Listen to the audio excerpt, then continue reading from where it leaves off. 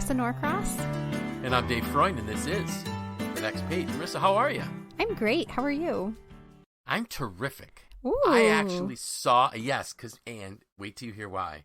Because I saw something pop up on my phone that as of the day that we're recording this, it's only 50 days till Christmas. Oh, wow. This is exciting. Is that not exciting? That is very, I think so. By the time this podcast comes out, I think it'll be 45 days. So, well, but now I say that, maybe I was just jumping the gun on something. Is it really 50? I think it is be because I recently saw like a 55 day. All right. So, hey, So woohoo. I think we must be. And it is, I know we talked about this last week. It is so weird to me with just this weather that I am very thrown off by what month it is, by what day it is. I'm looking out my window right now and like the sun is out and there are some leaves on the ground, but not as many as I would expect. I love going back through my camera roll and seeing like different seasons. And I know at this time, like 4 years ago when Isla was 1 year old, we had raked so many leaves and put her in them and did all these, photo shoots of the leaves. And I'm like, there's no way we could do that right now with the few leaves we have. So I'm very thrown off, but I am, I know I said that October is always my favorite, but here we are in November and it's almost like a bonus time for me. Yes. It is. And it's really the weather. We finally got some cold weather. Mm-hmm. But it's great. It is. Yeah. So I just confirmed 50 days till Christmas. Oh. Wow. I have a lot to do. So, I was going to say, have you put your Christmas lights up yet? Oh, I left them on. Didn't I tell you? You left? No. Because we used to have this thing where there was a certain day, like in the spring, when you took them down. I decided that where they were very difficult to see because the trees are so big and tall that it didn't bother me. So I removed the extension cord and left them on. So this weekend we're going to make sure they all still work, but they were all new lights last year. And if they don't work, we're going to have a problem. If they do work, I'm going to just think like I'm such a genius for You are. Well, I probably will at least set mine up tomorrow because it's supposed to be a little bit nicer day. I will test them. I won't turn them on yet. No, I won't turn them on. I'm just going to test them. But I want them ready. Mm-hmm. So today, great communicators. Mm-hmm. So what were you thinking when you got that post from me? I didn't think we'd be at least, introducing Ronald Reagan again, but he's back on the podcast. But we brought him back from the dead. Yes, and I thought, oh no, I'm going to be useless for another podcast. But then I continued to read. Today we're sharing 7 important pieces of communication, or to being a great communicator, I should say. A great communicator, right. And I think that this is so important. It's something I think about a lot. Obviously, I'm in the communications field, but I think it's more than that to me. I just think communicating is so important. I also think I have a lot of work to do in that area. I think a lot of us do, because communication is so variable. Like you can be a great written communicator, but not the best verbal communicator, or you could be a great communicator in situations where you have a lot of time to prepare, and maybe not a great communicator on the fly, or at home versus at work. There are just so many different things that go into communication, and I think that there's always an opportunity to work on communication. Exactly. I was earlier this afternoon, I was doing a 360 summary report with a gentleman from a plant in the Buffalo region, and in his 360, people said his written communication is great, his verbal communication needs work. Mm-hmm. And that clearly is like a delivery issue. Mm-hmm. if you can write down the right kind of words, the right words are coming to you. But clearly he has some struggles, I think, in the delivery side. Because I'm a student of leadership, I always look for things that will enhance my leadership. Mm-hmm. And communication is critical. If you can't communicate, you can't lead. Mm-hmm. And I, like you, I know there's always room for me to improve my communications. And most of our listeners know that, I do my teaching, I do some speaking, I do a significant amount of writing over the last 6 years. Mm-hmm. But I'm also a pastor, and so I have the responsibilities of speaking on a regular basis. And whenever I have a talk to give or a teaching to give, I'm thinking about how am I going to connect well? Because we don't want to just listen to somebody talk. And this is why Ronald Reagan was known as the great communicator. He connected with people so well. And that's really the only reference to Reagan was because I thought about it. When I saw these 7 points, mm-hmm. I thought that was Reagan. Mm-hmm. He really did it. So the first one that we have in here is great communicators start with affirming the people they are speaking. They basically make sure that they're looking for things that people are doing well, whether it's activities, something they're doing, whether it's skill sets they have. And what they do is they basically affirm to this person that the person has value. And it connects with a person's need for a self-esteem. Mm-hmm. So when you do that, automatically, and you can tell when you're listening to a talk and the person does something from the beginning that draws you in and makes you feel like you're part of the story. And that's this first key piece. If you can't draw people in by saying what they do well or what they've done well, you really can't make a great connection with them. The second one is great communicators search for the things people can relate to. And, I remember once hearing years ago, the greatest teacher, if you ask people who's the greatest teacher that ever lived, people are going to say Jesus Christ was the greatest teacher that ever lived. He taught in parables. And he taught in parables because they were things people could relate to. So one of the things that I always do, especially if I'm doing in any of my teaching, in my classes, even if I was going to say when I do an on-site, but even when I do an open enrollment, I'll look at the companies that are present in the class. So if it's, I've just finished 4 weeks of an on-site for a member company, and I knew what their company did, and I knew a little bit about their company history, and you want to focus on products, that type of thing. If it's an open enrollment, I'll look at the companies that are listed in the class, and I'll make sure that when I'm delivering content, I make it relevant. I connect it to something with their company. Mm-hmm. It just because, and maybe it's easy when you get to be my age because you've been around for a while and you've connected with a lot of companies. So it probably is easier, I would say, because of that. But find these things people can relate to. Make it relevant to them.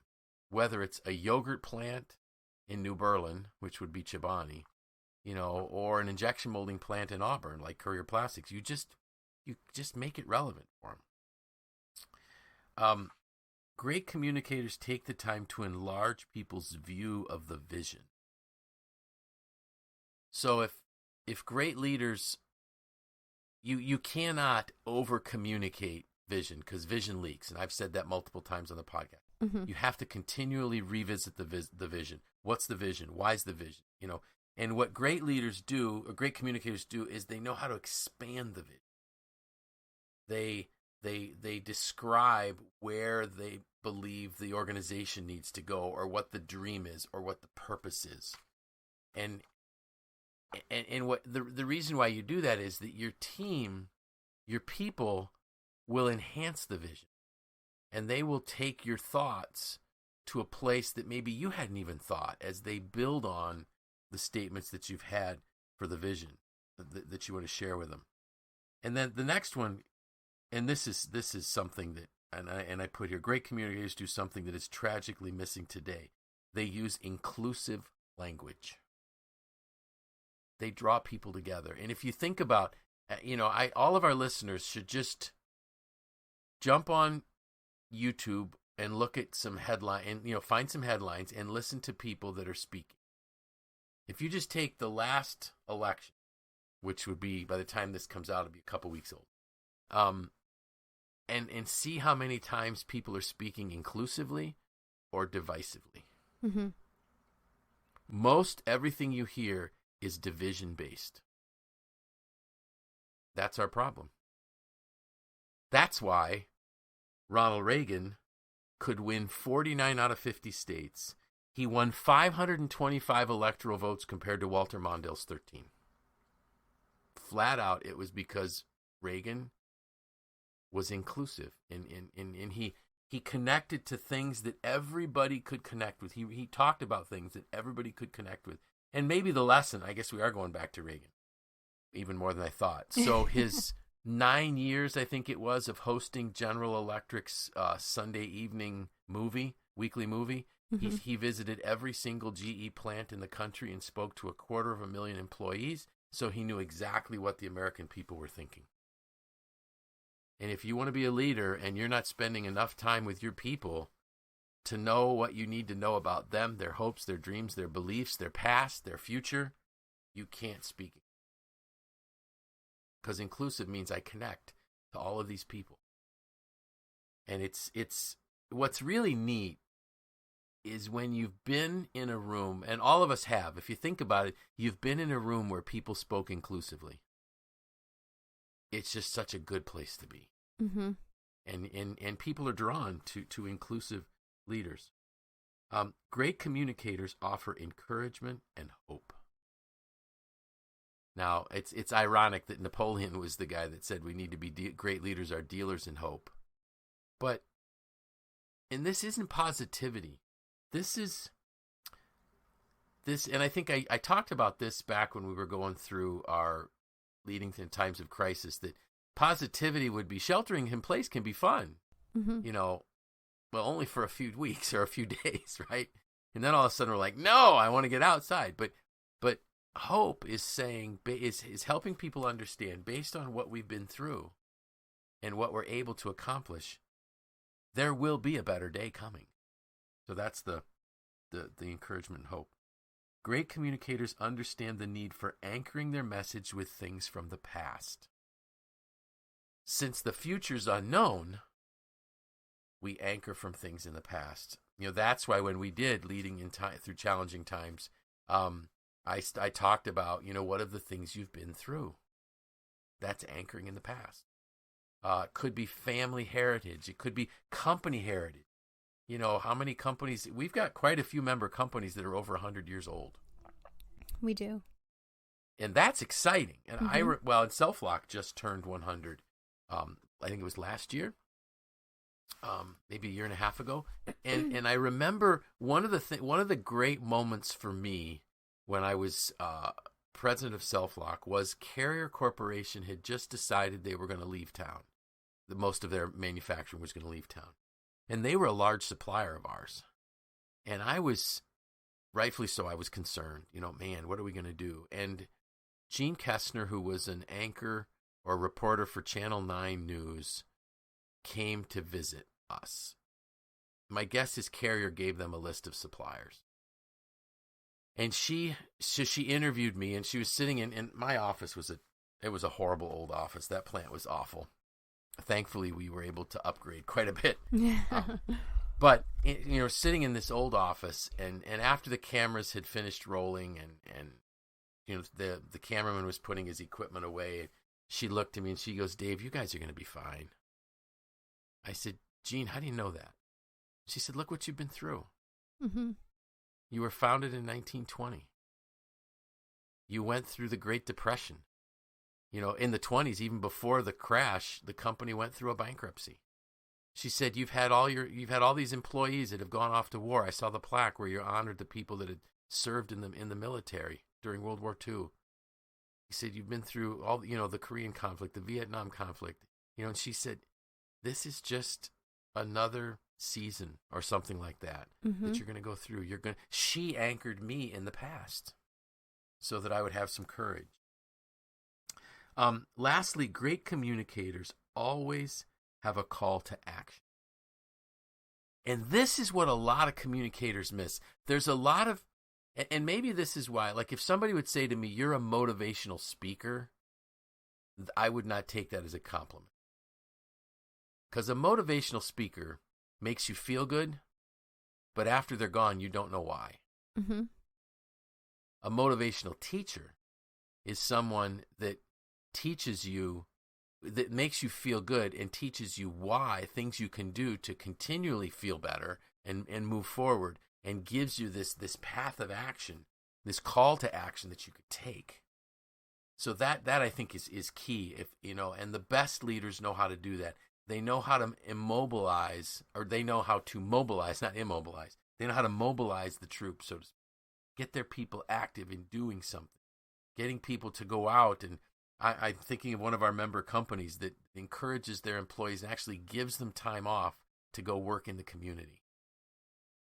That's what we're talking about here. Calls to action that will help further the vision of the company or the organization that you're around. So let me review them again. Great communicators start with affirming the people they're speaking with. Got to build them up. Great communicators search for things that people can relate to, and then they make that connection. Great communicators take time to enlarge the people's view of the vision. Great communicators do something, again, that's tragically missing today. They use inclusive language. Great communicators offer encouragement and hope. Great communicators understand the need for anchoring their message with things from the past. People just love history. Trust me, Marissa, even you love history. You just weren't aware of it when you were in school. Exactly. Because you talk about it. You talk about your grandparents and where your grandparents came from. And lastly, great communicators always have a call to action. So that's it. So I'm going to ask you a question. Okay. About yourself and your communication. So do you think that of these 7, that there is one of them that you're particularly good at, that you feel you're strongest at? I think there's one that comes easier for me or easier to me. Might be to be the communicator that offers encouragement and hope. I think I generally have a bias for positive, hopeful, encouraging kind of things. I don't know. What do you think? I was torn between 2 for you. I was thinking between that one and great communicators search for things that people can relate to, because I think you are very good. You are a very good storyteller, and you're able to help kind of talk to people in a way that makes them feel connected to whatever you're communicating. But my second, but I was kind of tied on that one for you with they offer encouragement and hope. Is there one that is difficult for you, or more difficult than the others for you? Yeah. I don't always do a good job of the call to action because I forget. And what happens is I get so wrapped up in the message that I want to give. Yeah. And one of the things that I learned too was in some of our John Maxwell training was whenever you're going to go, whether it's a teaching, a keynote address, a speech, whatever, stop thinking about what you want to tell people. Focus on what people need to hear. And there's a difference. And the only way to know what people need to hear is to get to know them and to ask them. And I did share this in one of our podcasts. I'm pretty sure I did. But during the first lockdown of the pandemic, John Maxwell was asked to go speak to like an association of mayors. It was like a mayor's conference, and he had his whole talk set up. And when he started, he always will get there early so he can talk with the people that are there. He wants to connect with the people that are there. And he realized that they all were concerned about what was going on. So he completely abandoned his talk, and instead of even, he usually uses it like a what do they call it? A cocktail table with a high stool. That's usually what he sits at when he does a talk. Mm-hmm. Instead of that, he sat on the front of the stage, with his feet hanging down. He got closer to the group, and he said, "I think you guys have some questions. Guys and gals have some questions I want to talk through. What are you concerned with?" And that was a great lesson in what do people need to hear, not what did you come to say. Mm-hmm. And sometimes I get so wrapped up in the message and even trying to make sure I'm giving them what they need to hear that I forget to call that. Yeah, I can relate to that. Sometimes I say that I'm like an over communicator. Like sometimes I feel like I have so much to share, or like I want to present so many options when in reality like less might be more. Yeah. And then it's easy to get kind of wrapped up in like just getting that all out. Yes. Yeah, and one of the things that's really great, I remember in the most recent book about Reagan that I read, was that he told his speechwriters, I don't want a speech more than 25 minutes long. Mm-hmm. Now, his State of the Unions probably went longer than that. It might have only been 25 minutes worth of content, but by the time you get the congressman standing up and applauding, it can easily, double the time. But the other thing is, I've heard people say this, 2, maybe 3 main points in a talk and no more. And it's kind of like you set the stage for what it is you'd like to say, then you say what you want to say, then you say what you said and what they should do with that image, which is probably the most ideal way. But I can understand that where you feel like you need to give too much. And, you can see it. Like you've been in talks where the presenter wants to give way too much information. Mm-hmm. You're like, oh, man, I wish they would finish already. Especially if it's around a dinner. Like I remember sitting through, dinners where there's a keynote that somebody's giving and you're like, finish, I want to eat. Mm-hmm. So, yeah. Is there one of these that you think you do really well? I'm kind of torn. Possibly great communicator search for things that people can relate to. Mm-hmm. But what do you think? I do think that one for you, because I think you really take the time to get to know people, and you know a lot about people. Mm-hmm. And the only reason why you would do that is because you want to make that connection with them. I mean, like, I'm always surprised at how much you know about my grandkids, and it's not, you're not getting it from me. You're getting to know my family. Yeah. And so and I don't know how you know them that well, but you do. And so that just tells me that you're very interested in people. Mm-hmm. And so, yeah, that would, I think that would be something. Now, I do think that you're good at calling people to action. I think so too. I think I am. Because any meeting that I'm in with you, I end up with a task at the end of the meeting. So. Yeah, I'm sure a lot of people would say that about me. And there's an Asana reminder that's going to pop up and say, hey, did you remember to? Just kidding. No, but there's truth in that, right? Definitely truth in that. So, this was it really wasn't all about Reagan, but it's a topic that I really think leaders need to pay attention to. Mm-hmm. And that one in there about the inclusive language, if our political leaders would just learn that, they could make a big difference and could get us moving in the same direction again. I agree. Which would be awesome. Mm-hmm. So I do not have any clue what I'm talking about next week. That's okay. But this thing, I didn't know about this one until just a few days ago, and it kind of hit me as I was. But something will strike me for sure. You'll start hopefully feeling festive, I will. And you'll become very inspired. I will. I'll be stringing those lights around the tree behind my house, and yes, and along the fence by the road. That's something. Oh, wow! That's that could be. See, and it won't be 1,000 points of light, which was a Reagan. I promise.